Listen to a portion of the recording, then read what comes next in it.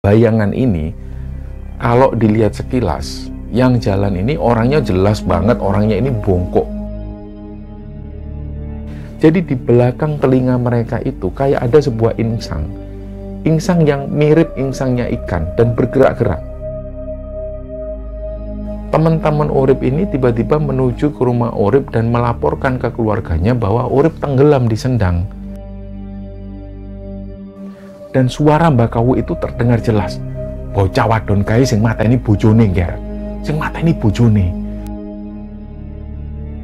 Ternyata ketika dia berada di desa Mbak Kawu yang hanya sekitar 1 jam, ternyata di dunia nyata dia sudah pergi selama 4 hari.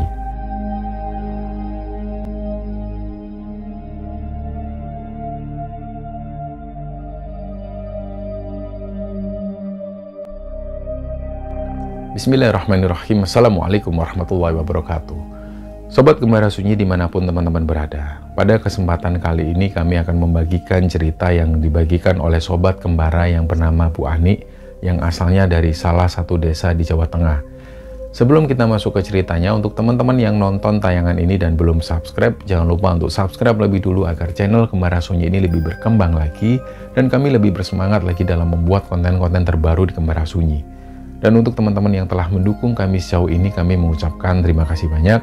Semoga amal kebaikan teman-teman dibalas kebaikan berlipat oleh Allah Subhanahu wa Ta'ala.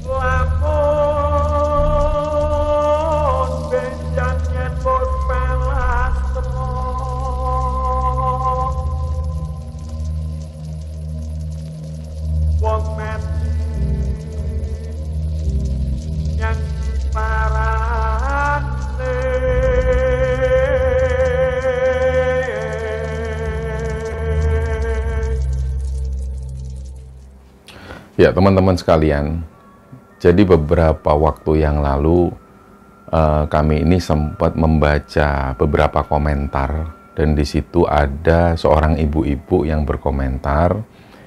Beliau mengingatkan intinya kepada kami dan khususnya kepada saya sebagai pencerita.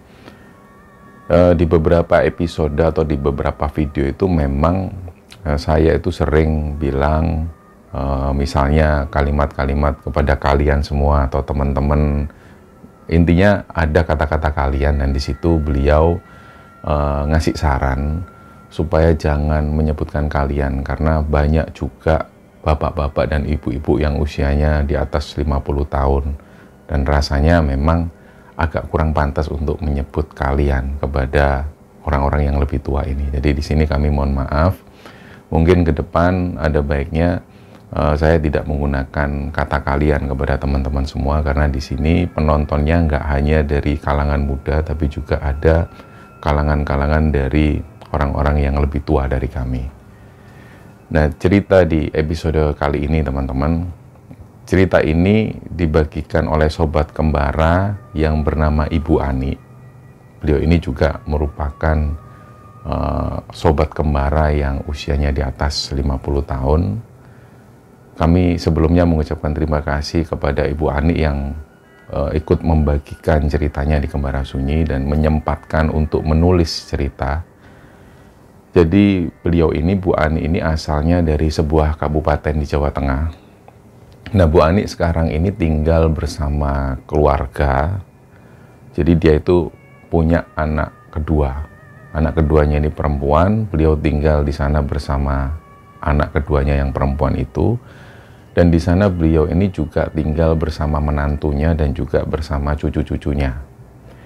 Jadi saat ini Bu Ani merasa bersyukur sekali bisa diberi kesempatan Allah untuk bisa merasakan jadi seorang nenek dari cucu-cucunya. Nah, Bu Ani ini punya 3 orang anak. Anak pertamanya itu laki-laki. Dia sudah menikah dan saat ini anak pertamanya itu tinggal di Jerman bersama istrinya. Sedangkan anak keduanya Bu Ani ini perempuan, sudah berkeluarga juga Dan saat ini yang tinggal bersama Bu Ani adalah anak perempuannya yang ini. Anak ketiganya Bu Ani ini perempuan juga dan sudah menikah.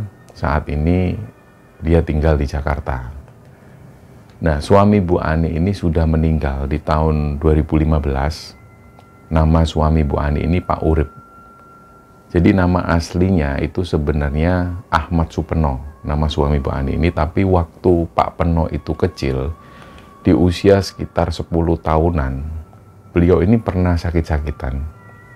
Dan bahkan waktu itu hampir meninggal di rumah sakit. Jadi mulai saat itu, dari keluarga Pak Peno ini menggelar acara selamatan di rumahnya. Dan selamatan ini digelar atas saran dari kakeknya Pak Peno waktu itu. Dan atas saran kakeknya juga, nama Peno ini harus diganti supaya jadi semangat baru untuk keluarga dan untuk Peno sendiri terutama. Dan dalam acara selamatan itu, keluarga pasrah kepada Yang Maha Kuasa. Artinya kalau Peno ini diberi kesembuhan dari sakitnya, mereka sangat bersyukur sekali. Dan kalaupun nantinya Tuhan berkata lain, Peno harus diambil, mereka pun juga sudah pasrah, mereka sudah ikhlas. Jadi dari situlah selamatan ini pun digelar. Pada saat itu Peno ini posisinya masih ada di rumah sakit dan mengalami koma. Nah, acara selamatan kala itu digelar secara sederhana, dihadiri keluarga dekat dan juga tetangga-tetangga. Mereka semua ini berdoa dengan khusyuk, dan ada juga beberapa orang atau beberapa keluarga ini yang nangis ketika menggelar acara selamatan itu. Mereka kepikiran dengan kondisi Peno di rumah sakit, terutama ibunda Peno ini.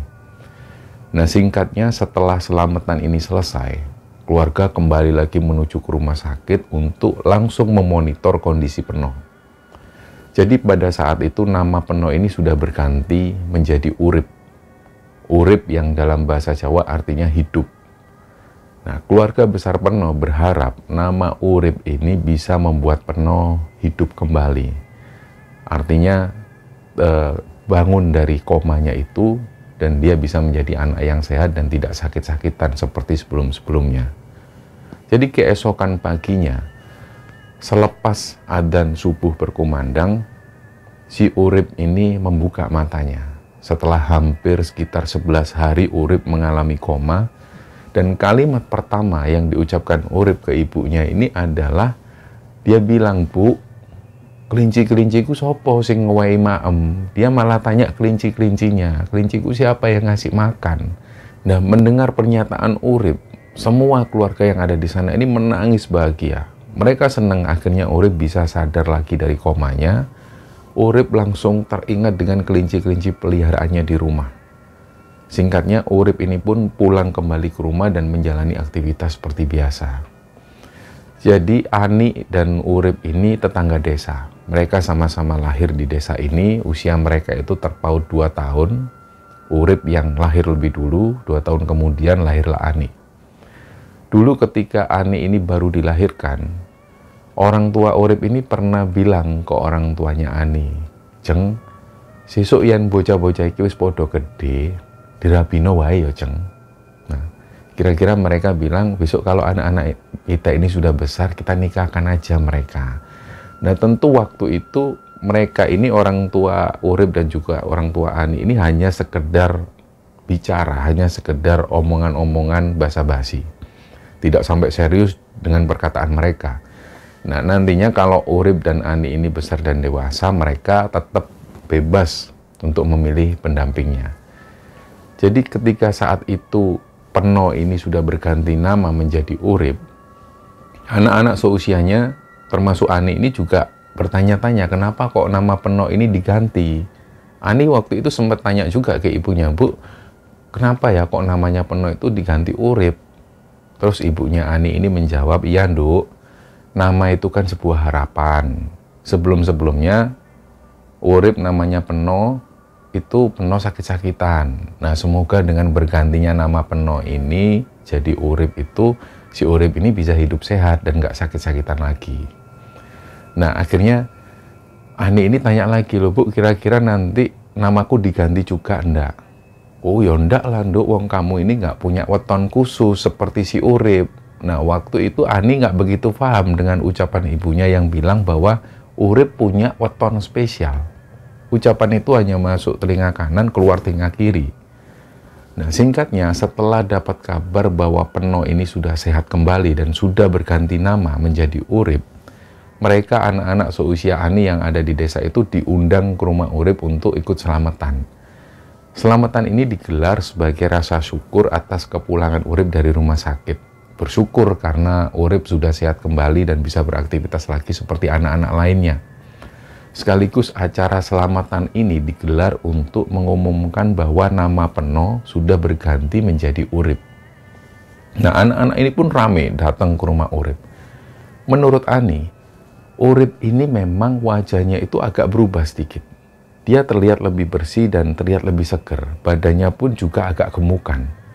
Nah, kata orang tua Ani, badan Urip berubah itu karena obat dan infus yang selama ini dikonsumsi oleh Urip di rumah sakit. Dan kalau wajah Urip yang terlihat lebih bersih dan seger, itu karena Urip mungkin karena dia sudah sembuh dan nggak terlihat loyo lagi. Jadi wajahnya seger. Nah, kita langsung loncat ceritanya pada beberapa tahun kemudian. Jadi setelah lulus SMA, Ani dan keluarga ini pindah ke kota. Beberapa tahun sebelumnya ayahnya Ani ini dipindah dinasnya ke kota, tapi Ani dan ibunya belum sempat ikut pindah ke kota karena Ani masih harus menyelesaikan sekolahnya yang kurang 1 tahun lagi waktu itu. Jadi pas selepas Ani ini lulus SMA, dia bersama ibunya langsung pindah ke kota, tinggal bersama ayahnya di sana. Nah, kepindahan Ani ke kota itu sempat membuat beberapa tetangga ini sedih. Gimana pun juga keluarga Ani ini kan dari kakek neneknya dulu juga warga asli desa itu. Ani juga dilahirkan di desa itu. Jadi mereka merasa kehilangan atas kepergian Ani dan keluarganya. Nah, ketika tinggal di kota bersama bapak dan ibunya, Ani ini sempat ikut kursus menjahit selama 1 tahun. Dan setelahnya dia memutuskan untuk kuliah di Jogja. Nah, selama kuliah di Jogja ini Ani sudah jarang lagi dengar kabar dari teman-teman desanya. Bahkan pas liburan, dia dan keluarganya ini sudah jarang sekali datang ke desa. Karena memang sudah nggak ada lagi keluarga Ani yang di sana. Yang tersisa di desa itu hanyalah makam-makam dari kakek dan juga nenek buyutnya Ani. Mereka pun juga jarang ziarah ke makam ini kecuali di masa-masa lebaran. Nah, singkatnya di sekitar semester 4, di Jogja, Ani ini dikenalkan oleh seorang laki-laki. Orangnya ganteng. Teman-teman Ani ini memang rencananya mau menjodohkan Ani dengan laki-laki ini. Namanya Koko. Nah, waktu itu mereka semua ini janjian di sebuah lokasi wisata di Jogja. Koko ini datang bersama 2 orang teman-temannya. Ani juga ditemani 2 orang temannya. Jadi dari pihak laki-laki ada 3 orang dan dari pihak Ani ini ada 3 orang perempuan. Hari itu mereka ketemuan dan pas ada di lokasi itu Ani kaget. Ternyata dari 3 laki-laki yang ketemuan sama Ani ini salah satunya adalah Urip. Urip pun juga waktu itu kaget, loh kok kamu di sini An? Loh Ani sendiri tanya, loh Urip, jadi ini semua teman-teman Urip? Walah iya, walah kok kita ketemu di sini. Akhirnya mereka pun jadi kaget satu sama lain. Akhirnya dari situ mereka cerita-cerita. Jadi ternyata selama ini Urip itu menjadi seorang wartawan lepas. Urip lebih suka nulis buku dan lain-lain sebagainya. Dan pas dapat uang dari karya tulisnya itu, si Urip ini seneng traveling ke kota-kota di Indonesia. Dan kebetulan waktu itu Urip ada di Jogja karena berkunjung ke salah satu temannya yang kuliah di Jogja. Nah, setelah pertemuan itu, yang seharusnya teman-temannya Ani ini niatnya mau menjodohkan Ani dengan Koko, ini malah mereka nggak jadi menjodohkan. Mereka pun akhirnya ngobrol-ngobrol, bercanda-canda dan cerita-cerita. Lebih banyak waktu itu yang cerita memang Ani. Ani cerita tentang masa kecilnya dengan Urip ketika di desa. Begitupun juga dengan Urip, dia juga cerita-cerita tentang masa kecilnya. Nah, singkatnya setelah pertemuan itu, Urip dan Ani ini akhirnya sering ketemu. Setiap sebulan sekali Urip sempatkan ke Jogja untuk ketemu Ani dan ketemu teman-temannya Urip di sana. Nggak lama setelah itu Urip langsung menyatakan perasaannya ini ke Ani. Dia bilang, dia ingin menikahi Ani. Dan secepatnya dia akan menghadap ke orang tuanya Ani. Nah sebenarnya Ani ini sering cerita ke teman-temannya di Jogja tentang Urip. Ani cerita bahwa Urip ini teman masa kecil yang menyenangkan. Di masa-masa remaja, meskipun waktu itu sekolah Ani dan Urip ini berbeda di kala SMA itu, tapi Urip sering menjemput Ani di sekolahnya. Nah akhirnya singkat cerita, pernikahan ini pun digelar. Ani dan Urip menikah di tahun 1981.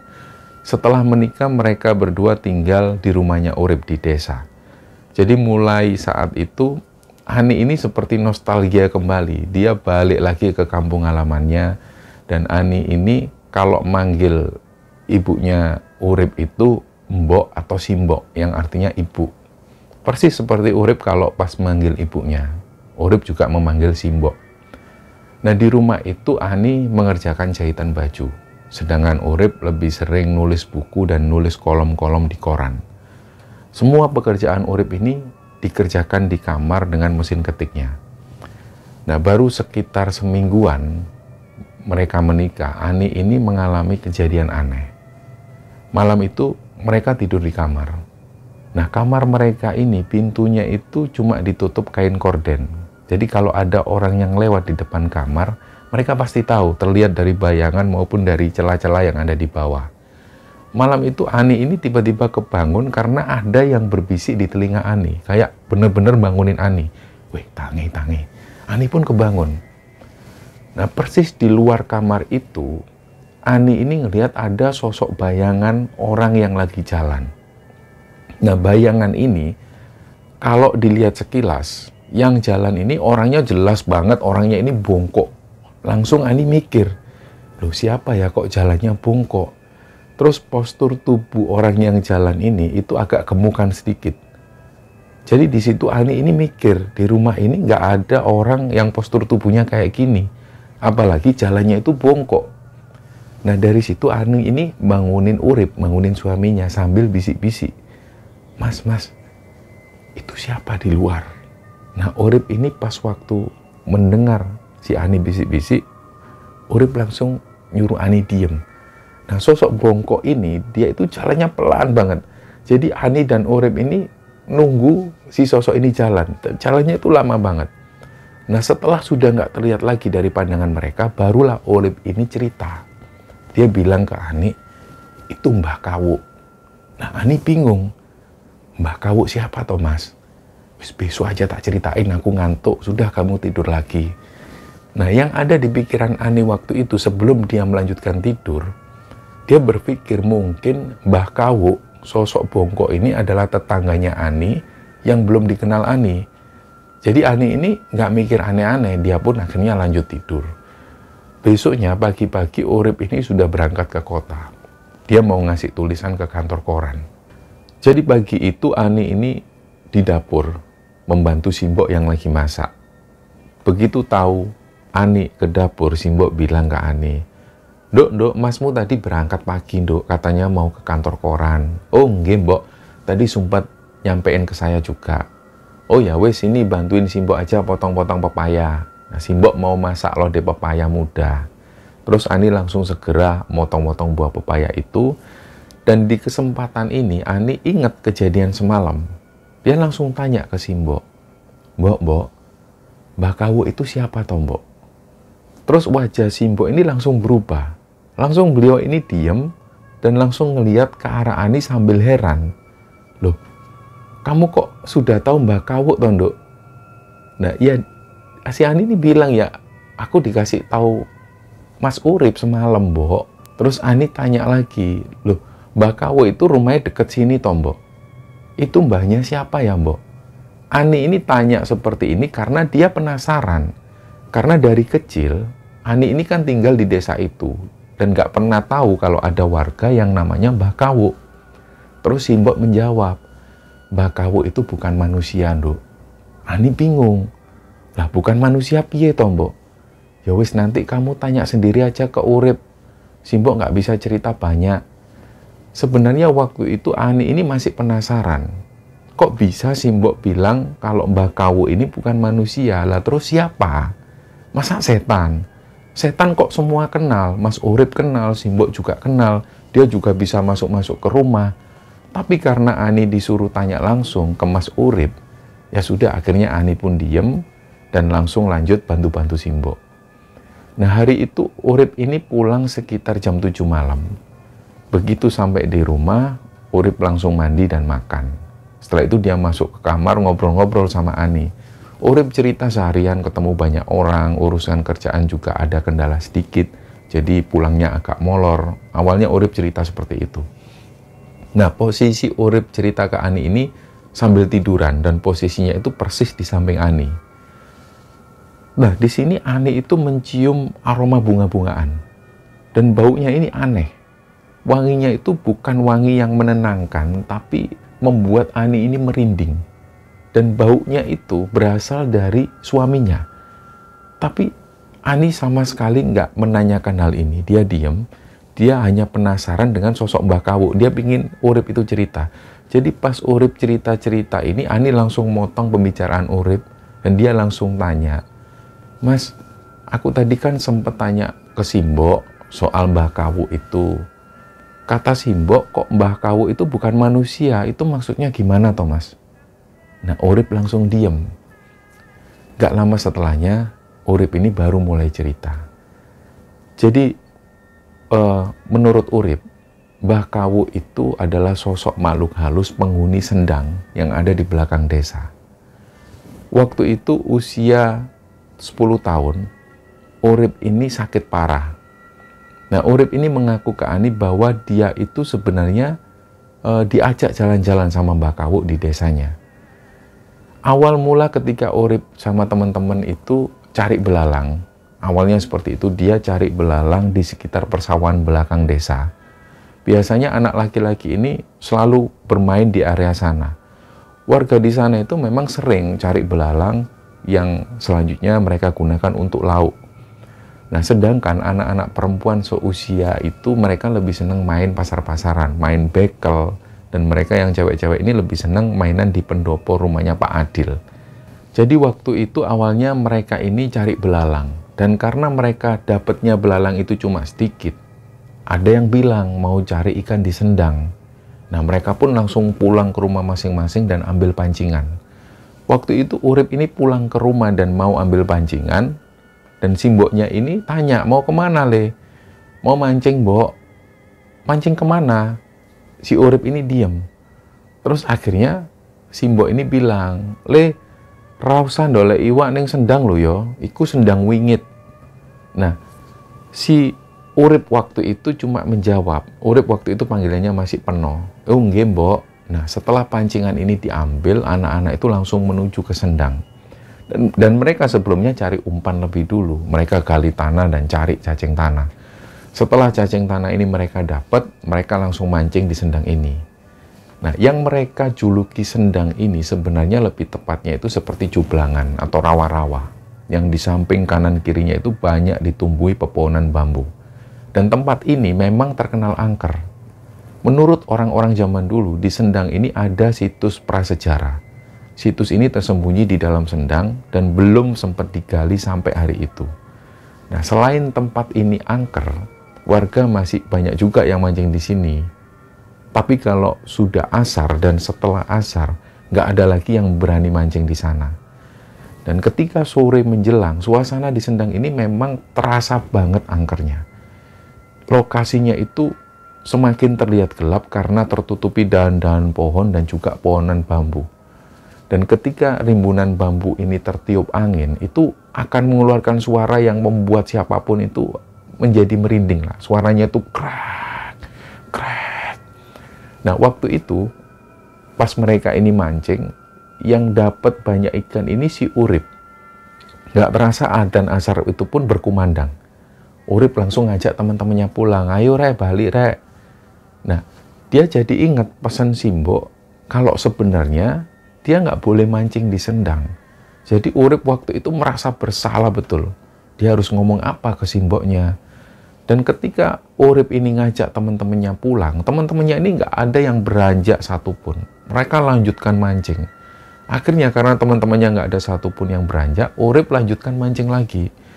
Di situ selepas asar ini malah semakin banyak ikan yang menyambar pancingan si Urip. Jadi Urip ini sering strike. Nah tiba-tiba pas lagi asik-asiknya mancing, Urip ini ngelihat sendang itu berubah menjadi sebuah tangga yang turun ke bawah. Terus dia kaget, dia noleh ke arah teman-temannya. Ternyata teman-temannya ini sudah nggak ada di sana semua. Yang dilihat Urip waktu itu, tangga ini menjorok ke bawah tanah menuju ke satu tempat. Waktu itu Urip melihat di bawah tangga itu banyak banget barang-barang yang bagus. Dia melihat waktu itu ada sepeda BMX. Dia juga melihat ada permainan game dingdong di situ dengan ukuran yang besar, ada sepatu bola lengkap dengan bolanya. Pokoknya hal-hal inilah yang membuat Urip itu pingin langsung masuk ke sana karena barang-barang yang mewah-mewah ini. Akhirnya dari situ alat pancing ini ditinggal, Urip langsung jalan menuruni tangga tersebut menuju langsung ke bawah. Dan ketika Urip ini semakin masuk ke dalam, dia nggak bisa nafas. Jadi benar-benar nafasnya itu engap banget, dan pada saat itulah benar-benar pandangan Urip ini gelap. Dan dia nggak bisa bernafas lagi waktu itu. Hanya beberapa detik setelah pandangan Urip ini gelap, tiba-tiba matanya itu kebuka lagi. Dan dia ini sudah ada di sebuah desa. Desa ini beda dengan desa-desa yang ada di desanya. Suasananya pun itu juga beda banget. Di desa itu suhunya itu cenderung dingin, lebih dingin daripada di desanya. Dan di setiap rumah-rumah yang ada di sana, ini Urip melihat ada banyak barang-barang yang dia sukai. Dia melihat di situ ada anak-anak yang main video game. Gak jauh dari sana ada anak-anak yang seusia Urip ini lagi main bola. Sepatu mereka ini pun juga bagus-bagus dan baru-baru semua. Ada juga anak-anak yang lagi main sepeda BMX di sana sambil meloncat ke sebuah tempat. Jadi dari situ Urip ini tertarik. Ini kayak sebuah wahana permainan. Dan langsung akhirnya dari situ Urip ini ikut bergabung dengan anak-anak ini. Nah menurut Urip waktu itu, anak-anak yang dilihat Urip ini wajahnya seperti manusia pada umumnya. Cuman ada beberapa bagian tubuh yang aneh. Menurut Urip itu bagian tubuh ini aneh. Jadi di belakang telinga mereka itu kayak ada sebuah insang. Insang yang mirip insangnya ikan dan bergerak-gerak. Nggak sengaja Urip ini ngelihat anak-anak yang main di sana, masing-masing dari mereka itu pakai kalung. Benang yang mereka pakai jadi kalung itu warnanya hitam. Dan kalung itu ada gandulnya. Gandulnya semacam bungkusan kain warna hitam juga. Dan diperhatikan lagi oleh Urip, tiap anak-anak ini di belakang telinga mereka itu memang ada yang bergerak di telinga belakang, mirip seperti insang ikan. Nah disinilah kemudian ada sosok nenek tua. Beliau ini jalannya pelan banget dan beliau ini bungkuk. Postur tubuhnya pun juga agak gemuk. Nah si nenek ini jalannya itu pelan banget dan anak-anak yang ada di sana itu langsung sumringah ketika melihat sosok nenek ini datang. Mereka manggil-manggil sosok nenek ini, Mbak Kawuk teko, ada yang nyanyi-nyanyi sambil mengangkat tangan mereka menyambut kedatangan sosok nenek tersebut. Nah setelah itu mereka ini dikasih sesuatu oleh Mbak Kawuk, masing-masing mereka dikasih satu-satu. Dan ketika giliran Urip yang dikasih, Urip ditanya lebih dulu sama sosok Mbak Kawuk ini. Le, kowe seneng ra le ning kene? Nah si Urip pun menjawab dengan spontan, nggih seneng Mbah. Kata rencange, kata dulinane. Nah setelah itu sosok Mbak Kawuk ini pun senyum ke Urip. Disinilah Urip ngelihat gigi Mbak Kawuk itu hitam semua dan terlihat menyeramkan waktu itu. Setelah itu Mbak Kawuk menyerahkan sesuatu ke Urip. Pas dilihat sama si Urip ini ternyata yang ada di tangannya itu sebuah batu kecil warnanya merah dan agak menyala. Karena waktu itu Urip ngelihat anak-anak yang ada di sana ini semuanya menyimpan batu itu di saku mereka. Urip pun ikut-ikutan nyimpan batu itu di sakunya. Dan setelah mereka semua masuk ke rumahnya masing-masing, Urip ini bingung dia harus kemana. Akhirnya dia diajak oleh Mbak Kawuk masuk ke sebuah rumah. Di dalam rumah itu ada beberapa anak-anak. Mereka sedang makan semua. Dan Urip juga disuruh makan. Nah, yang mereka makan ini ternyata adalah ikan-ikan mentah. Melihatnya pun waktu itu Urip ini sudah pengen muntah. Nggak pernah sebelumnya dia makan ikan mentah. Tapi Urip ini heran pas ngelihat anak-anak ini. Mereka makan ikan mentah itu dengan lahap dan gak tersisa sama sekali. Lahap banget. Dan waktu itu Urip dipaksa untuk makan. Dia tetap gak mau makan. Nah, tiba-tiba ada salah satu anak yang datang dari arah belakang, langsung nyuapin Urip dengan ikan mentah itu. Jadi ikan mentah ini langsung dimasukkan ke mulut Urip. Urip ini mual dan langsung muntah di sana. Menurut Urip, ikan ini sudah baunya itu busuk banget dan amisnya itu luar biasa parah. Busuk banget pokoknya. Jadi waktu itu Urip ini benar-benar muntah-muntah di sana. Nah, pas Urip ini muntah-muntah, anak-anak yang ada di sana ini malah ketawa-ketawa. Semuanya itu menertawakan Urip. Gak lama setelah itu Urip disuruh masuk ke kamar oleh Mbah Kawu. Dalam situasi yang seperti ini, sebenarnya Urip ini nggak tahu harus berbuat apa. Dia kayak nggak bisa mikir apapun. Dia waktu itu juga nggak kepikiran orang-orang yang ada di rumah. Yang dia pikirkan, dia cuma pengen segera pagi dan bisa segera mainan lagi bersama teman-temannya yang ada di desa itu. Nah, setelah Urip ini tidur, dia itu dibangunkan sama salah satu temannya. Temannya ini rambutnya gimbal. Dan lagi-lagi Urip ngelihat di belakang telinganya itu ada semacam insang. Nah, si temannya ini bilang, "Hei, ayo tangi-tangi." Dikongkon Mbah Kawu tangi. Terus Urip ini bangun. Ternyata di luar itu sudah pagi. Urip ini sempat berpikir, tadi perasaan dia cuma tidur sebentar, nggak sampai 5 menit. Kok tiba-tiba sudah pagi? Nah, di sana itu sudah banyak anak-anak yang berkumpul. Mbah Kawu pun juga sudah ada di sana. Selain Mbah Kawu, ada orang-orang yang sepantaran Mbah Kawu, tapi tampilan mereka ini bukan nenek-nenek.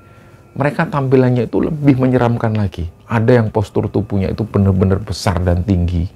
Ada yang kepalanya itu perempuan cantik, tapi wajahnya itu putih banget, seperti dia ini pakai bedak yang tebal. Dan badan mereka ini nggak kelihatan. Jadi kalau mereka ini jalan, itu seperti melayang. Nah, meskipun waktu itu Urip ini agak takut dengan sosok-sosok ini, tapi nggak tahu kenapa Urip merasa nyaman ada di desa itu. Nah, waktu itu Mbah Kawu ini sempat bilang ke Urip, "Le, iki kabeh iki sedulurmu kabeh le, kowe ra usah wedi." Nah, beberapa saat setelah itu Urip ini disuruh pulang sama Mbah Kawu. Mbah Kawu bilang ke Urip, "Kowe bali yo le, mesake keluargamu kabeh ngenteni kowe tangi." Nah, Urip sendiri nggak tahu apa maksud dari Mbah Kawu ngomong seperti itu. Urip sendiri merasa dia posisinya sudah bangun. Tapi kenapa kok Mbah Kawu ngomong bahwa keluarganya semua ini nunggu dia bangun? Terus akhirnya Urip dibawa menuju ke tangga yang tadinya dia lewati. Semua anak-anak desa ini ikut mengantar Urip sampai ke batas tangga. Dari situ raut wajah si anak-anak ini, semua dilihat oleh Urip itu wajahnya terlihat kalau mereka ini nggak mau sebenarnya ketika Urip pergi. Tapi karena ini perintah Mbah Kawu, jadi mereka pun merelakan Urip ini pergi. Nah, Urip ini pun jalan menuju ke tangga, dia naik, dan dia merasakan lagi pandangannya itu gelap. Terus Urip ini tiba-tiba sekilas dalam pandangan yang gelap itu, dia keinget dengan kelinci-kelinci yang ada di rumahnya. Dia ingat kelinci-kelinci yang di rumahnya ini belum dia kasih makan. Sesaat setelah Urip ini kepikiran kelinci-kelincinya itu, dia buka mata, dan ternyata di situ sudah ada semua keluarganya. Waktu itu Urip sendiri ngelihat ibu dan bapaknya, paklik-pakliknya, dan beberapa tetangganya ada di sana. Urip sendiri nggak tahu dia ada di mana. Dan waktu itu yang jelas, dia langsung kepikiran kelinci-kelinci peliharaannya. Dari situlah dia langsung tanya ke ibunya, "Bu, kelinci-kelinciku wis diwehi mamurung, Bu?" Nah, setelah Urip ngomong seperti ini, hampir semua orang itu nangis terharu. Mereka bahagia. Mereka senang mendengar Urip sadar dan bisa bicara dengan normal. Belakangan, setelah Urip ini pulang ke rumah dan mengikuti acara selamatan ganti nama, Urip dapat cerita dari ibunya. Ibunya bilang kalau Urip ini sudah mengalami koma selama kurang lebih 11 hari. Dari cerita orang-orang ini, sebelum Urip dibawa ke rumah sakit terakhir kalinya itu, yang Urip ini pamit ke ibunya mancing ke Sendang, singkatnya sekitar jam 4 sore ketika Urip ada di Sendang itu, teman-teman Urip ini tiba-tiba menuju ke rumah Urip dan melaporkan ke keluarganya bahwa Urip tenggelam di Sendang. Nah, teman-temannya nggak ada satupun yang berani nolong karena waktu itu Mereka semua mengaku mereka ditakuti oleh sosok tinggi besar. Sosoknya ini penuh bulu di seluruh tubuhnya. Jadi mereka takut dan akhirnya berlarian. Ketika waktu itu mereka ngelihat Urip ini sudah dalam posisi tenggelam di sendang. Jadi akhirnya ibunya Urip yang mendapat kabar bahwa Urip ini tenggelam di sendang, beliau ini langsung berlarian menjemput bapaknya Urip yang waktu itu beliau lagi ada di rumah tetangganya. Ibunya Urip ini teriak-teriak ke bapaknya sambil nangis histeris, "Pak, peno, Pak, peno." Dengan kagetnya, bapaknya Urip ini langsung beranjak dari tempat duduknya, diikuti oleh beberapa warga di sana. Nah, ibunya Urip ini bilang, "Pak, peno kelelep ning sendang, Pak, ayo tolong, Pak." Semua warga ini akhirnya langsung menuju ke sendang. Nah, situasi di sendang waktu itu kondisinya sudah mulai gelap. Dan karena ini darurat, waktu itu nggak ada satupun orang yang takut. Sebelum-sebelumnya, mereka ini takut banget menuju ke sendang di sore hari, apalagi selepas asar dan menjelang maghrib. Tapi karena kondisinya waktu itu darurat, ada warga yang tenggelam di sendang itu. Mereka nggak takut sama sekali. Semua pun akhirnya ikut mencari keberadaan si Urip ini. Situasi waktu itu benar-benar tegang. Urip nggak terlihat jasadnya. Tapi teman-teman Urip ini yakin waktu itu Urip ini tenggelam. Jadi hampir 1 jam warga ini terus mencari keberadaan Urip. Bahkan waktu itu ada 3 warga yang menyelam ke dalam sendang. Tapi mereka nggak menemukan jasadnya Urip. Terus dari inisiatif warga, mereka memutuskan untuk memanggil Mbah Saat. Mbah Saat ini merupakan orang pinter di desa itu. Mbah Saat waktu itu nggak ada di rumah. Warga semakin panik. Dan akhirnya salah satu anak Mbah Saat ini langsung menjemput Mbah Saat yang katanya waktu itu beliau ada di rumah anaknya yang satunya lagi. Nah, sekitar setengah jam kemudian, pas adzan maghrib ini berkumandang, Mbah Saat ini datang. Mbah Saat langsung menyuruh mereka untuk berhenti sejenak karena adzan sedang berkumandang. Setelah adzan selesai, Mbah Saat bilang ke warga dan juga ke bapak dan ibunya Urip, mereka semua disuruh pulang dulu ke rumah, disuruh melaksanakan sholat maghrib. Setelahnya mereka disuruh kembali berkumpul di sendang dan diharapkan masing-masing dari mereka itu membawa perlengkapan yang diminta oleh Mbah Saat. Waktu itu sebenarnya bapak dan ibunya Urip ini nggak mau beranjak dari sendang. Jadi semakin ditunda, Urip akan nggak tertolong nyawanya. Tapi Mbah Saat ini membentak orang tua Urip waktu itu, "Weh, kue gelem nurut aku ora? Apa gunane kue nyeluk aku neng kene kabeh? Nek kue ra nurut aku. Wes saiki mulai kabeh." Mbah Saat ngomong seperti itu. Akhirnya semuanya pun diem dan mereka pun menurut. Satu persatu dari mereka ini bubar dan langsung pulang ke rumah masing-masing untuk melaksanakan sholat maghrib. Setelah mereka semua ini pergi meninggalkan sendang ini, sambil jalan menuju ke rumah, Mbah Saat ini minta maaf ke orang tua Urip karena tadi sempat membentak mereka. Dan di sini Mbah Saat itu bilang ke bapak dan ibunya Urip, "Kowe tak kandhani kabeh yo. Anakmu kowe itu balungan iki balungan wangi. Bocah ngene iki disenengi barang-barang halus. Insya Allah anakmu iki selamat. Bocah iki lagi diajak dolan nang alam lelembut. Kowe sing tenang, saiki kowe sholat, bar sholat didoleki maneh anakmu." Nah, dalam perjalanan pulang ke rumah ini, ibunya Urip ini sempat tanya ke bapaknya Urip, Pak, balungan wangi iki apa toh, Pak?" Terus bapaknya Urip menjelaskan, balungan wangi itu, Bu, balungan wangi ini adalah manusia yang lahir dengan weton spesial. Aura dan karisma orang-orang balungan wangi seperti ini itu wangi, sehingga mampu menarik perhatian bangsa-bangsa lelembut, dan mereka ini cenderung disukai makhluk-makhluk gaib. Jujur waktu itu, bapaknya Urip memang baru mengetahui hal ini dari Mbah Saat. Nah, di sini bapaknya Urip pun menjelaskan lagi, beliau ingat kata bapaknya dulu. Beliau ingat kata-kata dari kakeknya Urip. Ketika pertama kali Urip ini lahir dan diberi nama Ahmad Supeno, kakeknya Urip ini nggak setuju sebenarnya dan sempat bilang ke bapaknya Urip, "Anakmu ini balungane wangi, wetone iku khusus. Jenenge ojo kuwi. Jenengno Urip wae. Ben uripe adem. Mergo anakmu kuwi mene-mene bakal disenengi bangsa lelembut. Nek anakmu iki iso nggawa wetone, insya Allah bakal isok nolong wong sing kesusahan. Nah itulah kira-kira pesan dari kakeknya Urip. Dan di usia Urip ini 11 bulan, sang kakek ini pun meninggal. Jadi ketika bapaknya Urip menjelaskan ini ke ibunya Urip pun juga baru tahu ternyata kakeknya Urip pernah menjelaskan hal ini ke bapaknya Urip. Dan dari pernyataan Mbah Saat tadi, bapaknya Urip ini jadi teringat lagi dengan pesan almarhum dari kakeknya Urip bahwa memang Urip ini anak spesial. Dia disukai lelembut.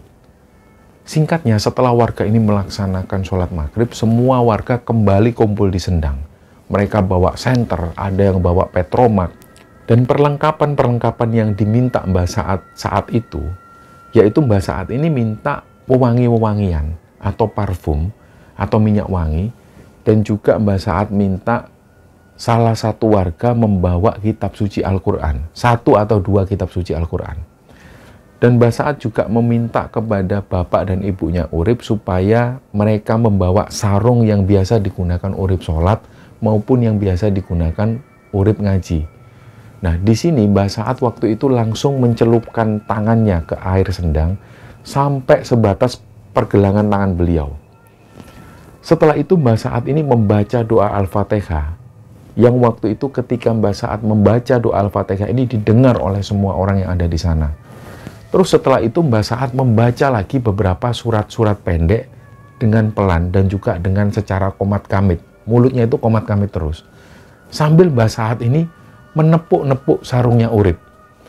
Gak lama setelah itu Mbah Saat ini berkata, "Le, ayo sholat le, kue dorong sholat yo le, ayo sholat le." Jadi tangan Mbah Saat ini yang sebelah kanan itu masih dicelupkan di sendang. Dan tangan sebelah kiri beliau itu ngelus-ngelus dan juga menepuk-nepuk sarungnya Urip pelan-pelan. Dan sekitar beberapa detik kemudian setelah Mbah Saat melakukan doa-doa ini, tiba-tiba muncul gelembung dari dalam air sendang itu. Dan terus dari gelembung udara yang bermunculan itu tercium juga aroma wangi. Nah, Mbah Saat ini bilang, "Tolong petromake dicedekke yo, petromake dicedekke, aku ra ketok." Nah, setelah salah satu warga ini mendekatkan lampu petromak itu lebih dekat lagi ke air sendang, dan gak lama kemudian muncullah jasadnya Urip ini. Ibunya Urip langsung waktu itu teriak histeris sambil nangis. Kembali lagi Mbah Saat mengingatkan ke semua orang, terutama kepada ibunya Surip, supaya tetap tenang. Dan barulah setelah itu seluruh tubuh Urip ini muncul ke permukaan. Dan segera warga langsung menaikkan tubuhnya Urip ini ke darat. Setelah tubuh Urip ini berhasil dinaikkan, semua warga yang ada di sana, terutama ibu-ibu ini, nangis ngelihat kondisi Urip waktu itu. Dan Mbah Saat ngomong seperti ini, "Wis ayo digowo langsung nang rumah sakit." Nah, semua orang yang ada di sana ini kaget dengan pernyataan Mbah Saat. Lah kok malah dibawa ke rumah sakit? Akhirnya kepala dusun setempat ini mencoba bicara dengan Mbah Saat. "Ngapunten Mbah, apa nggak sebaiknya langsung disiapkan pemakamannya aja Mbah?" Nah langsung Mbah Saat ini bicara dengan tegas. "Bocah iki durung mati, bocah iki urung mati. Ayo langsung digawa nang rumah sakit."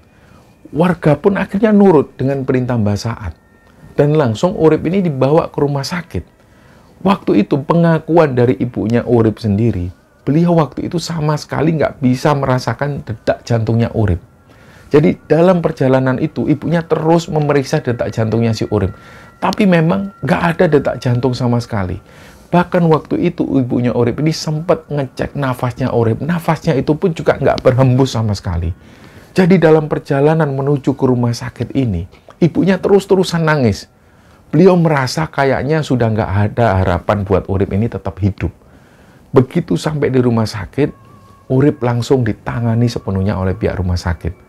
Dan sekitar 20 menit kemudian, orang tua Urip ini dapat kabar dari pihak rumah sakit, Urip mengalami koma dan tidak sadarkan diri.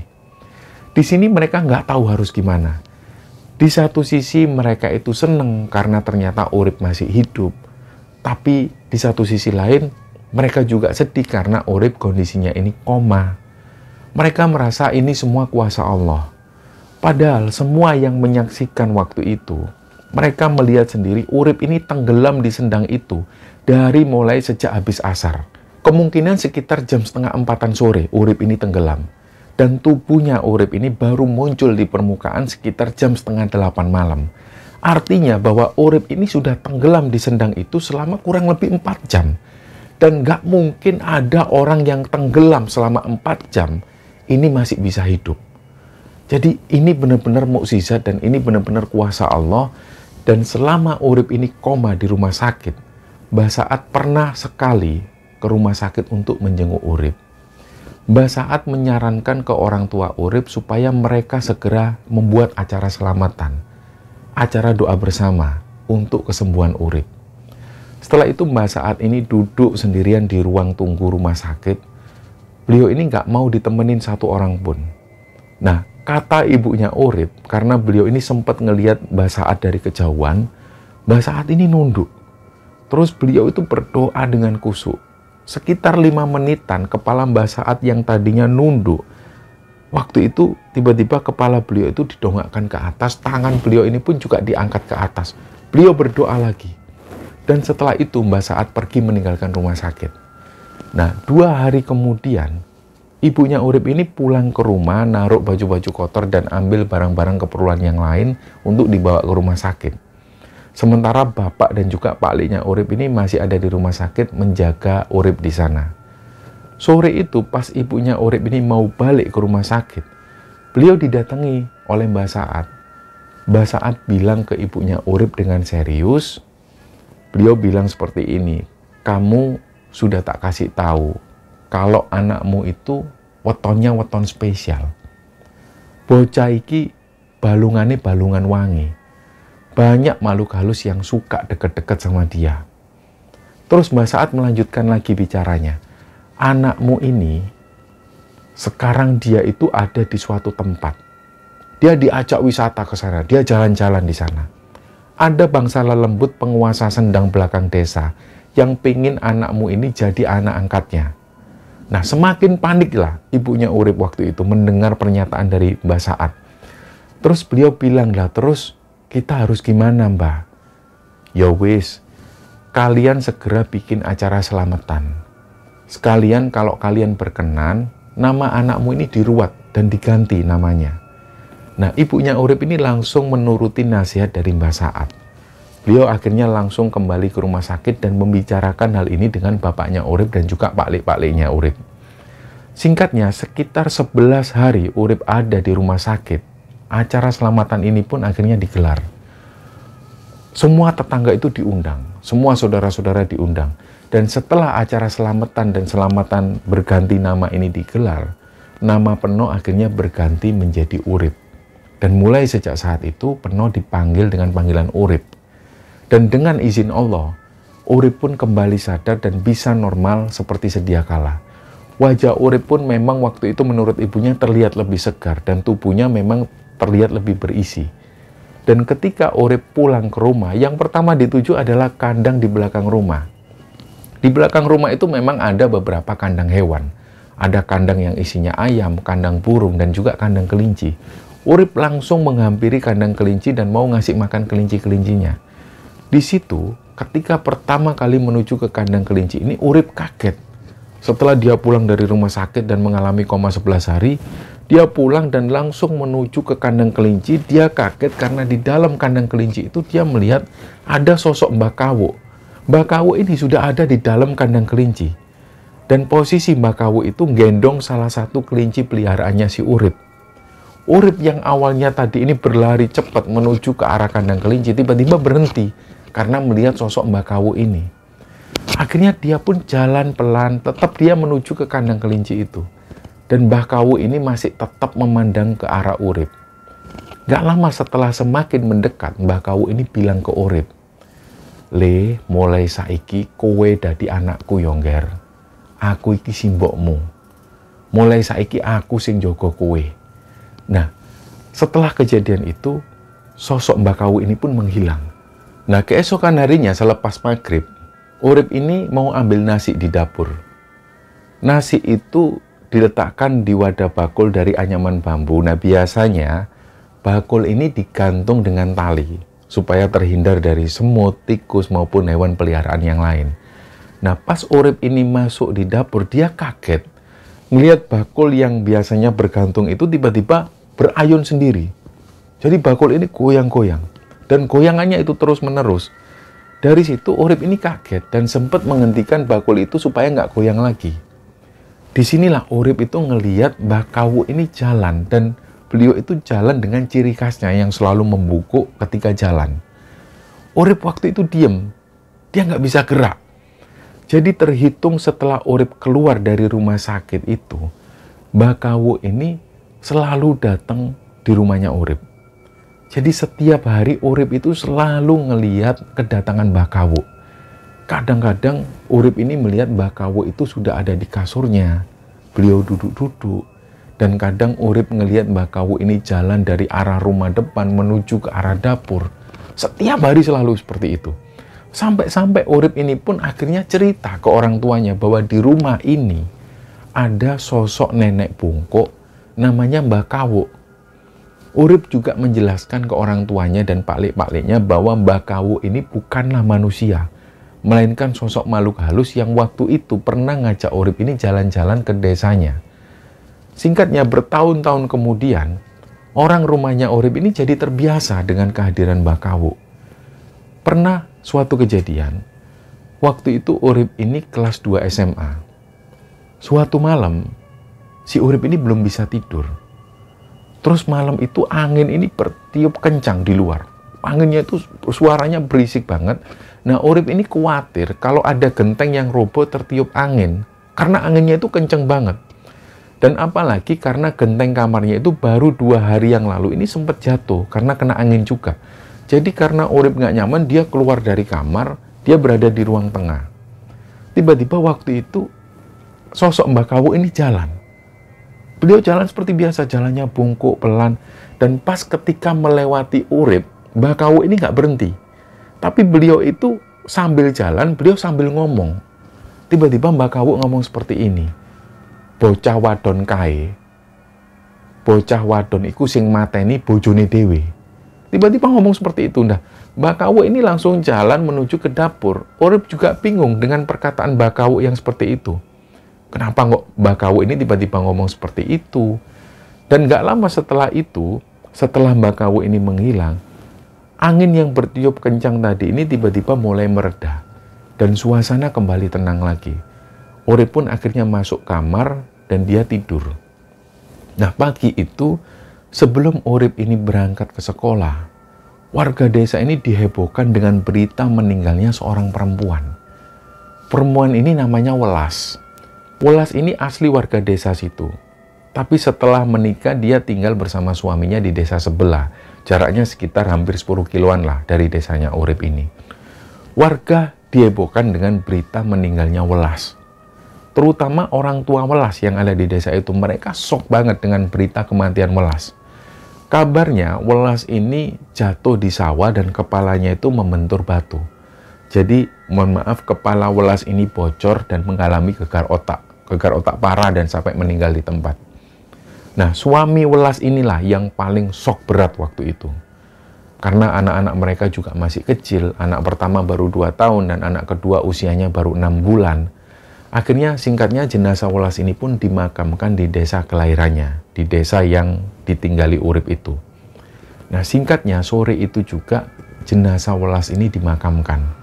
Dan selama proses ketika memandikan jenazah sampai pemakaman jenazah, suami Welas ini nggak henti-hentinya nangis. Wajahnya itu kusut, seolah suaminya itu terlihat belum merelakan kepergian Welas. Nah, singkatnya malam itu digelar acara tahlilan di rumah orang tua Welas. Urip datang bersama pakliknya ikut tahlilan di sana. Nah, di tengah-tengah acara tahlilan ini berlangsung, Urip itu mendengar ada suara perempuan yang ketawa cekikian. Dalam batin Urip ini berkata, ini cewek ini, perempuan ini nggak tahu adab banget. Ada orang tahlilan kok malah dia ketawa-ketawa. Nah, tapi anehnya nggak ada satupun orang yang terganggu dengan suara tawa perempuan ini. Urip pun membiarkan hal itu. Ternyata suara ketawa perempuan ini malah terdengar semakin nyaring, makin kenceng. Urip akhirnya langsung bilang ke pakliknya, yang waktu itu pakliknya ada di sebelahnya persis, Lek, iku sapa to, Lek, sing ngakak-ngakak iku, ra duwe aturan. guyung-guyung ngakak kok ngono ono wong tahlilan kok. Nah, Pak Liknya Urip ini juga bingung. Karena ternyata Pak Liknya Urip ini sama sekali nggak mendengar ada suara cewek yang ketawa. Tapi Urip ini sampai ngerasa bener-bener terganggu dengan suara cewek yang ketawa ini. Dan setelah ngomong ini ke Pak Liknya, dan Pak Liknya nggak dengar sama sekali kalau ada suara cewek ketawa, Urip pun akhirnya memutuskan untuk masuk ke dalam rumah orang tua welas ini. Karena Urip yakin, suara cewek yang ketawa ini berasal dari dalam rumah itu. Nah, ketika Urip ini jalan masuk ke rumah, dia semakin mendengar jelas suara cewek yang ketawa ini. Suaranya itu berasal dari dalam kamar. Nah, waktu itu sebenarnya ibu dan juga bulik-buliknya welas ini sudah sempat tanya ke Urip. Karena Urip ini kan langsung masuk ke dalam rumah. Sebagai tuan rumah, mereka ini juga heran. Akhirnya mereka tanya, lo mau cari apa toh di Urip? Tapi mungkin waktu itu Urip ini nggak fokus, jadi dia nggak begitu mendengar jelas pertanyaan dari ibu dan juga bulik-buliknya welas. Urip ini tetap jalan. Dia mencari sumber suara perempuan yang ketawa ini. Dia tetap masuk dan Urip itu menuju ke sebuah kamar. Nah, disinilah Urip itu ngelihat ada sosoknya Mbak Welas. Jadi Mbak Welas ini duduk di tempat tidurnya, masih lengkap dengan kain kafannya yang masih nempel di tubuhnya, tapi bagian kepalanya itu terlepas. Kain kafan di bagian kepala itu terlepas, dan di situ Mbak Welas ini terus-terusan megang kepalanya yang hancur, dan terus kepalanya ini mengucurkan darah. Jadi rambut dan kain kafan Mbak Welas itu basah penuh darah. Nah, Mbak Welas ini ketawa-ketawa ngakak sambil terus-terusan megang kepalanya yang hancur. Nah, inilah pemandangan inilah yang membuat Urip ini kaget. Pas ngelihat penampakan ini, Urip ini gak bisa ngomong apa-apa lagi. Gak lama setelah Urip ngelihat ini, ibu dan neneknya Mbak Welas itu nepuk pundaknya si Urip. Di Urip, ada apa toh, Dek? Barulah Urip ini langsung bisa ngomong, dan di situ sosok Mbak Welas ini sudah gak terlihat lagi. Sama sekali gak ada jejaknya. Akhirnya dari situ Urip ini cerita ke ibu dan juga ke neneknya Mbak Welas. Dan di situ orang-orang tahlil ini masih tahlilan, masih terdengar suara orang tahlil. Pas Urip ini mau ngomong, Mbah Kawu itu tiba-tiba sudah berdiri persis di sebelah Urip. Dan Mbah Kawu ini bilang sekali lagi ke Urip, dan suara Mbah Kawu itu terdengar jelas. Bocah wadon kae sing mateni bojone, Nger. Sing mateni bojone. Dan ketika Mbah Kawu ngomong seperti itu, sing mateni bojone, Nger, tangan Mbah Kawu ini sambil nunjuk ke arah suami Welas yang waktu itu suami Welas ini masih ikut tahlilan bersama orang-orang yang ada di sana. Nah, Urip waktu itu merasa antara sadar dan gak sadar. Dia tiba-tiba ngomong ke ibu dan juga ke neneknya Mbak Welas.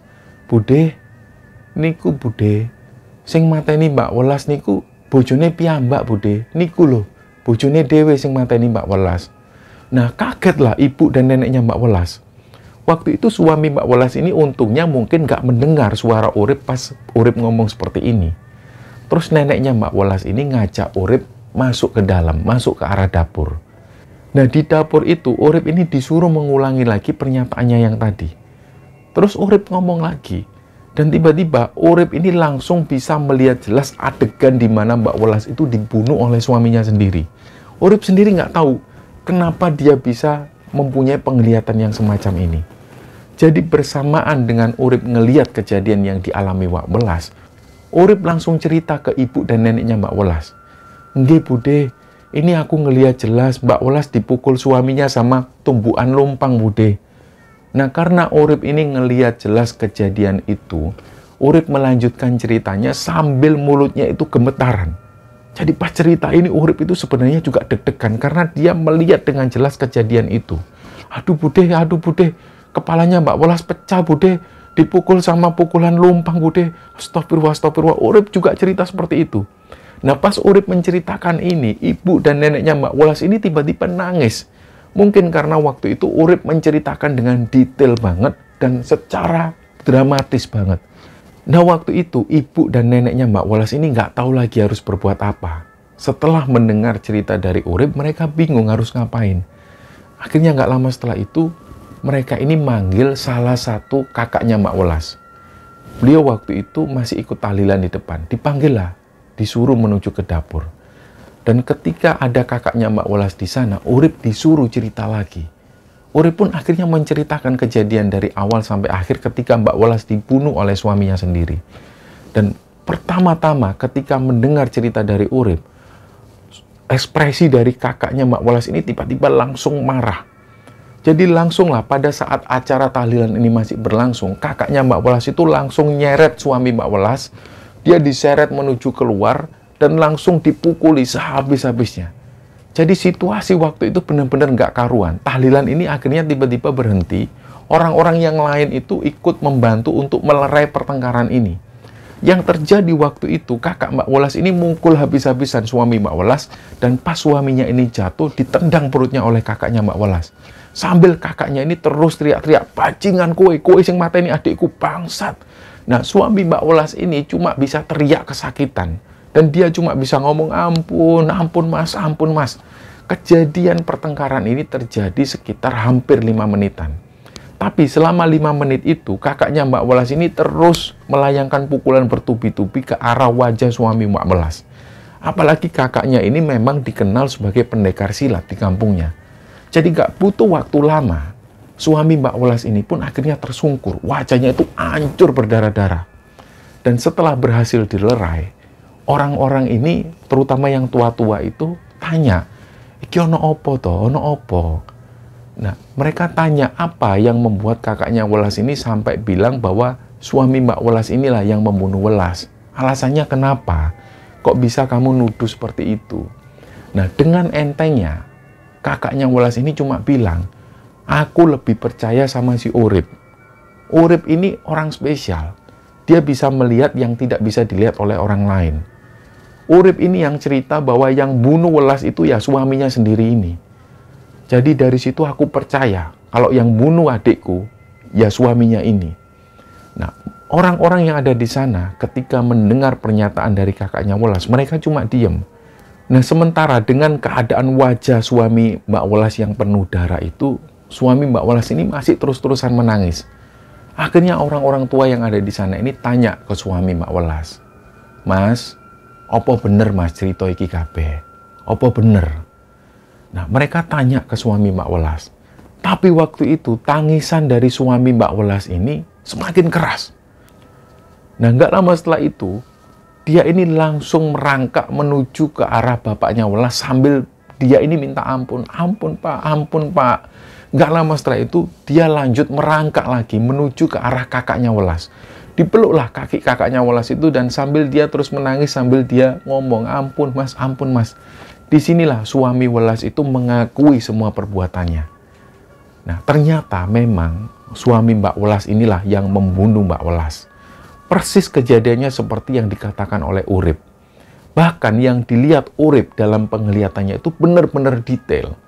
Dia tahu baju yang dipakai oleh suaminya waktu itu dan baju yang dipakai Mbak Welas ketika kejadian ini terjadi. Dan lokasinya pun juga dijelaskan detail oleh Urip. Bahkan senjata tumpul yang digunakan oleh suami Mbak Welas untuk membunuh Welas ini pun juga dijelaskan, yaitu tumbukan lumpang besi. Nah, singkatnya, suami Mbak Welas ini pun menyerahkan diri ke pihak kepolisian. Keluarga waktu itu sepakat untuk tidak melakukan otopsi terhadap mayat Mbak Welas. Dan semenjak peristiwa itu, orang-orang memandang Urip ini sebagai pribadi yang berbeda. Urip dianggap orang ngerti. Tapi Urip sendiri sering menolak ketika dimintain tolong orang. Dia merasa hidupnya ini semakin terganggu. Nah, sebelum Urip menikah dengan Ani, Urip sering cerita ke ibunya bahwa dia merasa terganggu. Kehidupannya itu jadi nggak bisa tenang. Selalu ada aja orang yang datang ke rumah minta ini, minta itu. Urip sudah menjelaskan bahwa dia bukan siapa-siapa. Dan dia bukan orang pintar, bukan orang ngerti.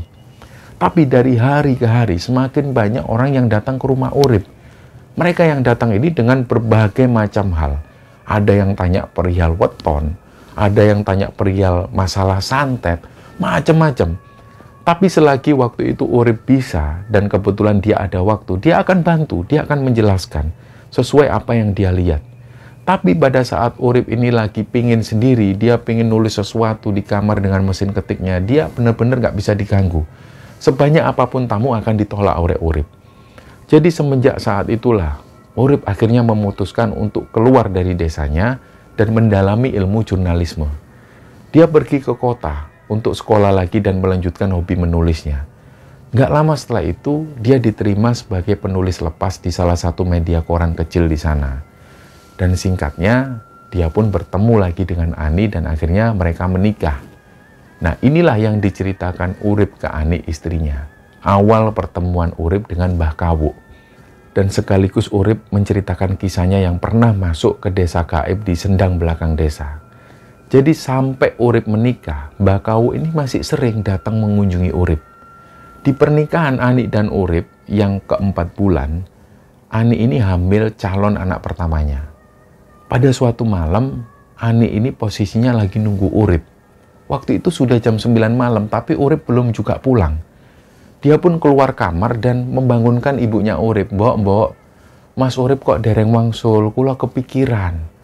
Nah, zaman-zaman itu kan belum ada HP seperti sekarang. Jadi ibunya Urip ini cuma bisa mengharap kepada Ani supaya tenang. Tapi yang ditangkap oleh Ani, ada sesuatu yang berbeda dari raut wajah Simbok waktu itu. Seperti ada yang disembunyikan. Ani pun keluar rumah, memandang ke arah luar rumah dan sampai jam 11 malam, Urip belum juga pulang. Ibu mertuanya manggil Ani dan beliau ini bilang ke Ani, "Wes nduk, kowe turu wae, rasa dienteni Urip." Terus Ani berpikir mungkin Urip waktu itu nginep di kantor koran. Biasanya memang kalau ada deadline, Urip ini memang nginep di kantor. Ani pun akhirnya kembali ke kamar dan dia tidur. Nah, dalam mimpinya itu, Ani ini ngelihat Urip itu duduk di kursi singgasana.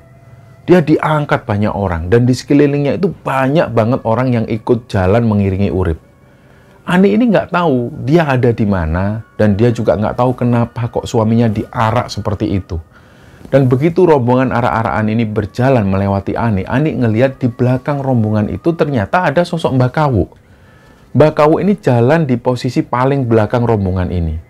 Dan Mbah Kawu dengan jalannya yang khas, jalan pelan dengan posisi yang membungkuk.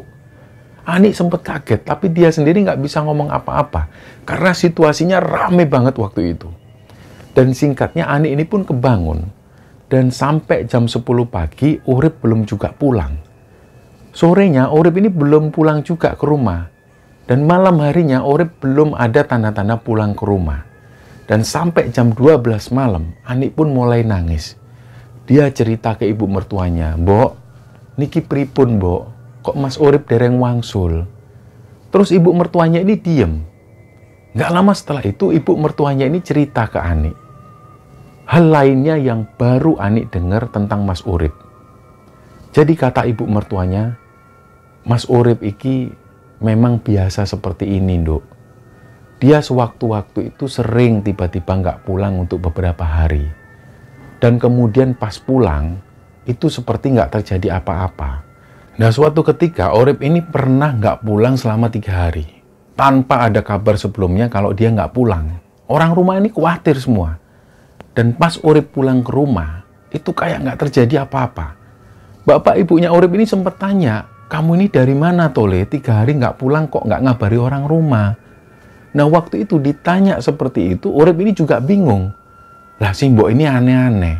Lah, wong aku ini cuma pergi beberapa jam kok dibilang nggak pulang 3 hari. Nah, inilah yang membuat orang-orang rumah itu bingung. Ternyata Urip ini mengaku dia itu diajak ke desanya Mbah Kawu dan ketemu teman-temannya di sana.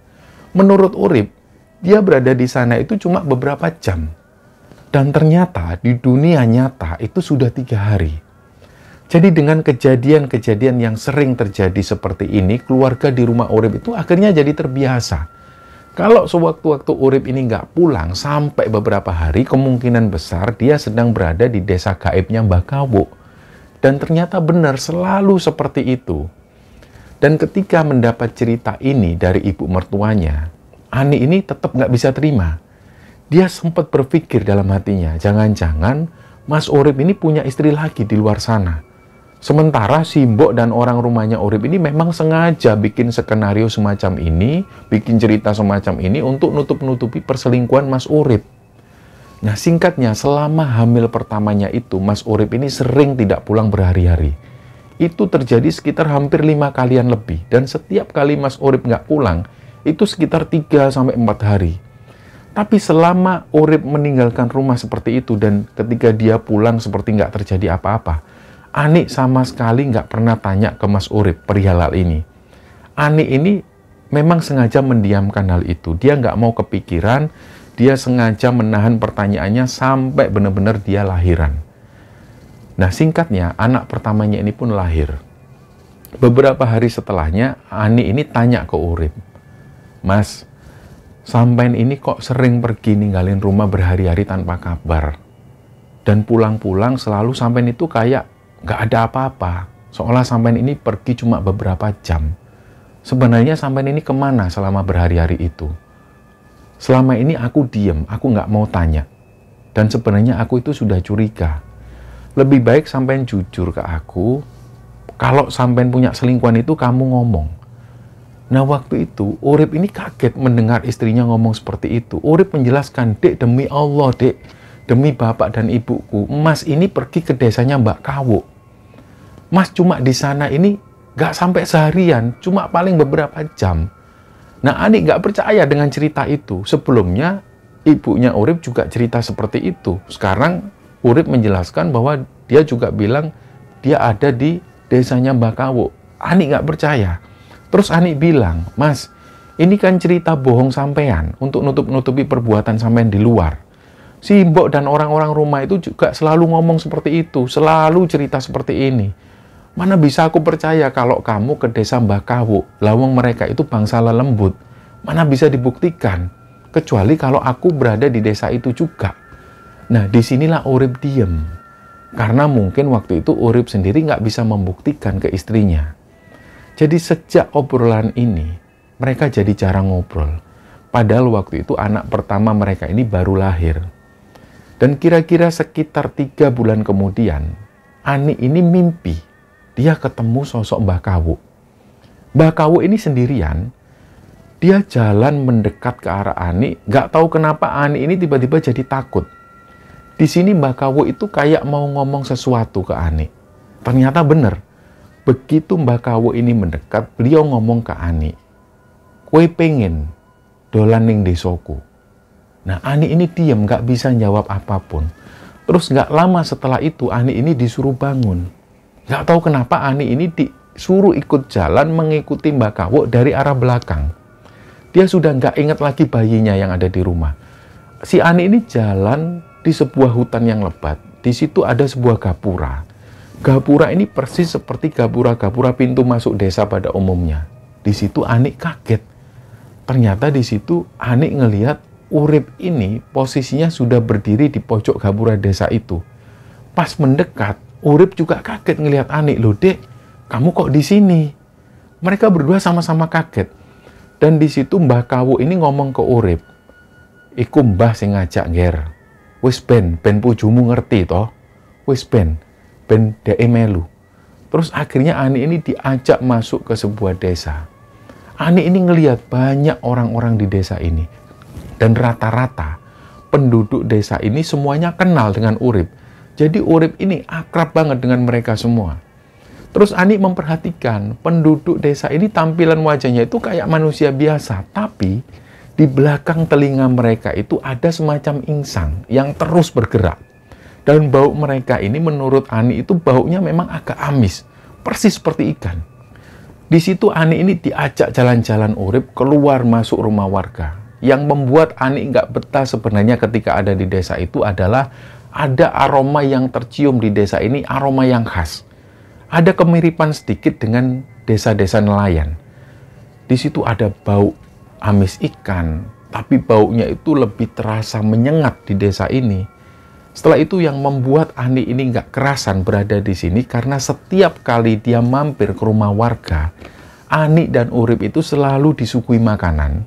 Dan hampir semua yang disuguhkan itu ikan mentah yang baunya itu amis, benar-benar amisnya itu menyengat. Tentu Ani nggak mau makan waktu itu. Nah, singkatnya Ani ini keluar dari desa itu. Ani merasa ketika dia berada di desa itu sekitar 1 jam lebih. Tiba-tiba dia bangun dan Ani benar-benar kaget. Ani ini sudah berada di samping sendang belakang desa. Dan situasi waktu ada di sendang itu situasinya benar-benar sepi. Ani waktu itu juga masih pakai daster yang sama ketika dia pakai sewaktu dia tidur. Nah, terus Ani ini pun jalan menuju ke rumah simboknya. Begitu sampai di rumah simbok, simbok ini langsung meluk Ani sambil nangis. Beliau bilang, "Kowe teko ndi wae to, Nduk? Iki jabang bayimu kok mbok tinggal iki piye to, Nduk?" Nah, tentu Ani bingung dengan pertanyaan dari simbok itu. Ani ini merasa kalau dia cuma pergi ke desa Mbakawu itu sekitar 1 jam lebih. Nggak berselang lama, Urip itu datang ke rumah. Urip juga bingung, ini ada apa kok ngumpul semua di depan? Simbok kenapa kok wajahnya sedih, Mbok? Terus dari situ Simbok dan bulik-buliknya Urip ini menjelaskan bahwa Urip dan Ani ini sudah meninggalkan rumah sekitar 4 harian. Dan semua warga desa itu juga mulai panik. Apalagi Ani ini benar-benar ninggalin anaknya yang masih bayi sendirian di kamar, tanpa pesan apapun ke Simbok dan orang rumah. Disitulah Ani ini benar-benar kaget. Ternyata ketika dia berada di desa Mbakawu yang hanya sekitar 1 jam, ternyata di dunia nyata dia sudah pergi selama 4 hari. Dan mulai saat itu Ani percaya bahwa Mbakawu itu memang benar-benar ada. Desa gaib yang ada di sendang belakang desa itu juga benar-benar ada, dan Ani yakin. Dan kepergian Mas Urip ke desa gaibnya Mbakawu itu selama beberapa jam, tapi di dunianya terhitung sekitar 3-4 harian, itu pun diakui Ani benar adanya. Dan sejak saat itu, Ani nggak pernah lagi mempertanyakan suaminya. Dia menyadari bahwa suaminya itu memang orang yang punya weton spesial, dan suaminya tergolong balungan wangi atau tulang wangi kata orang-orang. Nah, orang semacam ini memang selalu menarik perhatian makhluk halus. Nah, singkat cerita, setelah 3 tahun mereka menikah, Urip dan Ani ini pindah ke kota. Mereka ngontrak sebuah rumah di kota dan tinggal di sana selama beberapa tahun sampai anak ketiga mereka ini lahir. Dan selama menjalani kehidupan berumah tangga bersama Urip, Ani paham betul karakter suaminya. Dia orang yang nggak mau ribet, nggak mau direpotin orang. Dalam perjalanan kehidupannya di kota, masih banyak waktu itu orang-orang yang datang ke rumah untuk sekedar konsultasi dan membicarakan ini itu. Tapi Urip ini sering tidak nyaman. Mas Urip itu sering nggak nyaman dengan situasi semacam itu. Inilah yang membuat akhirnya keluarga mereka sering pindah-pindah dari rumah satu ke rumah yang lain, dari kota ini ke kota yang lain. Mas Urip ini cuma pingin jadi orang biasa. Dia nggak mau jadi orang yang ngerti maupun dicap sebagai orang yang pintar. Beliau mau menjalani hidup biasa-biasa saja. Dan dia kepingin menjadi seorang ayah dan kepala keluarga yang normal. Jadi sebagai kepala keluarga di rumah dan sebagai seorang ayah, Mas Urip itu selalu menekankan ke anak-anaknya supaya mereka semua itu melakukan sesuatu sesuai kesukaan. Lakukan sesuai minat bakat kalian. Jangan melakukan pekerjaan yang tidak kamu sukai. Lakukan semua yang kamu suka dan seriuslah dengan apa yang kamu kerjakan. Urusan rezeki sudah ada yang ngatur.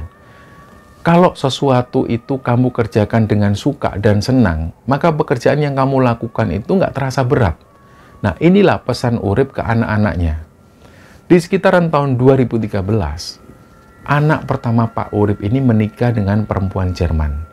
Dan setelah pernikahan itu, mereka memutuskan untuk tinggal di Jerman.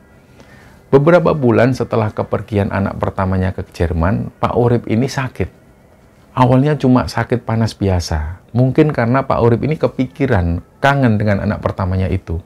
Tapi lama-lama, sakitnya Pak Urip ini semakin serius. Beliau waktu itu nggak bisa bangun.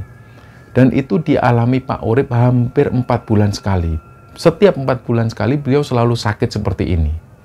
Dan di tahun 2014 akhir, Pak Urip ini sempat cek kesehatan di rumah sakit. Ternyata beliau itu mengalami sakit paru-paru. Dan mulai sejak saat itu, dilakukanlah pengobatan-pengobatan secara rutin. Dan di tahun 2015 bulan Februari, Pak Urip ini sempat cerita ke Bu Ani bahwa beliau itu sempat mimpi bertemu Mbah Kawu. Mbah Kawu waktu itu sikapnya aneh. Beliau waktu ketemu Pak Urip itu, beliau ini nggak ngomong apapun. Tapi raut wajah Mbah Kawu waktu itu kelihatan sedih banget. Di mimpi itu, Pak Urip ini sempat tanya ke Mbah Kawu, "Pripun Mbah, kenapa kok Mbah Kawu ini sedih, ada apa?" Tapi setelah Pak Urip tanya seperti itu, Mbah Kawu ini tetap diem dan malah beliau itu pergi berjalan menjauh meninggalkan Pak Urip. Nah, di bulan Maret, tanggal 12 tahun 2015, Pak Urip mengalami pingsan dan langsung dilarikan ke rumah sakit. Di rumah sakit, beliau sudah tidak sadarkan diri dan sering terdengar suara ngorok. Nah, sekitar jam 3 selepas asar, Pak Urip mengembuskan nafas terakhirnya di rumah sakit. Dan malam itu jenazah beliau langsung dibawa ke desanya. Dan keesokan paginya jenazah Pak Urip pun dimakamkan. Sekitar 40 hari setelah meninggalnya Pak Urip, Bu Ani ini mengalami mimpi aneh. Beliau didatengin Mbah Kawu dan Mbah Kawu ini bilang ke Bu Ani, "Aku wis eruh nek bojomu bakalan kapundhut." Jadi beliau ini bilang, Mbah Kawu bilang ke Bu Ani, Mbah Kawu ini sebenarnya sudah tahu kalau Urip itu bakalan meninggal. Dan di sini Mbah Kawu melanjutkan, "Aku ra iso ngomong apa-apa. Aku mung iso sedih kelangan Urip.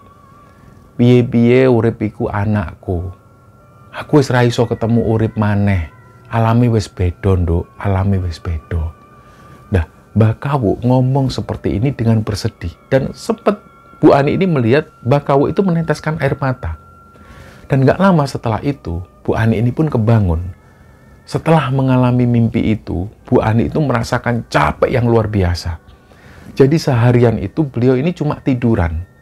Barulah Bu Ani menyadari ternyata beberapa hari sebelum Pak Urip meninggal, mimpi pertemuan Pak Urip dan Mbah Kawu itu merupakan tanda perpisahan yang sebenarnya sudah diketahui oleh Mbah Kawu. Mbah Kawu ini seolah menyadari bahwa waktu hidup Pak Urip di dunia ini sudah nggak akan lama lagi. Dan saat itulah Mbah Kawu nggak bisa berkata apa-apa lagi selain beliau waktu itu bersedih dan meninggalkan Pak Urip dalam mimpinya Pak Urip waktu itu. Dan tanpa beliau berucap sepatah kata pun. Dan sampai cerita ini dibagikan oleh Bu Ani, beliau ini masih sering mimpi ketemu Mbah Kawu. Dan di setiap menjelang bulan Ramadan dan sehabis Lebaran, Bu Ani dan anak-anaknya selalu menyempatkan untuk ziarah ke makam Pak Urip, sekaligus mengunjungi saudara-saudara dari Pak Urip yang masih ada di sana. Nah, cerita inilah teman-teman yang dibagikan oleh Bu Ani kepada Kembara Sunyi, dan semoga kisah ini bisa kita ambil hikmah dan bisa kita ambil pelajaran di dalamnya. Mohon maaf kalau ada salah-salah kata. Wassalamualaikum warahmatullahi wabarakatuh.